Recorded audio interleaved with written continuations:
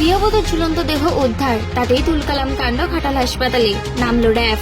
বাড়ি থেকে উদ্ধার হয়েছিল গৃহবধূর ঝুলন্ত দেহ, নিয়ে যাওয়া হয়েছিল হাসপাতালে। কিন্তু এই ঘটনা থেকে যে একেবারে রণক্ষেত্রের চেহারা নামে গোটা এলাকায়, তা ভাবতে পারেনি হাসপাতালের লোকজনও। মুহূর্তেই হাসপাতালের সামনে জড়ো হতে শুরু করেন ওই মহিলার পরিবারের লোকজন।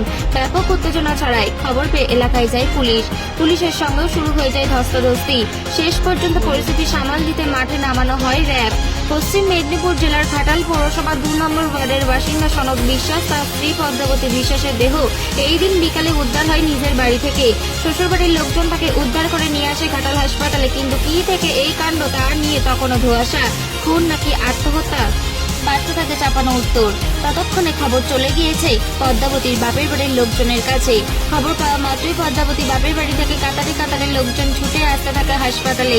বাপের বাড়ি পরিবারের সদস্যদের অভিযোগ, তাদের মেয়েকে খুন করা হয়েছে। কিছু সময়ের মধ্যেই ঘাটাল হাসপাতালে জরুরি বিভাগের সামনে ব্যাপক উত্তেজনা সৃষ্টি হয়। খবর পেয়ে ঘটনাস্থলে আসে ঘাটাল থানার পুলিশ।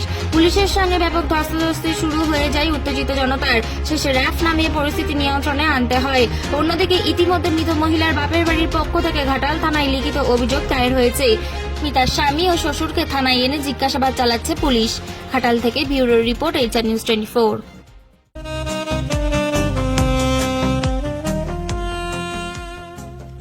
সর্বস্তরের ক্রেতা বন্ধুদের শুভ কামনায় বাবা লোকনাথ বাইক পয়েন্ট।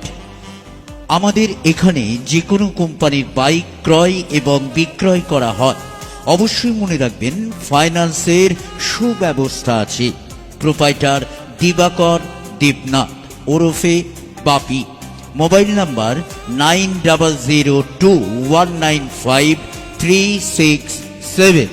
আমাদের ঠিকানা 12 নম্বর জাতীয় সড়ক, শান্তিপুর বাইপাস, পাওয়ার হাউসের নিকট, শান্তিপুর, নদিয়া।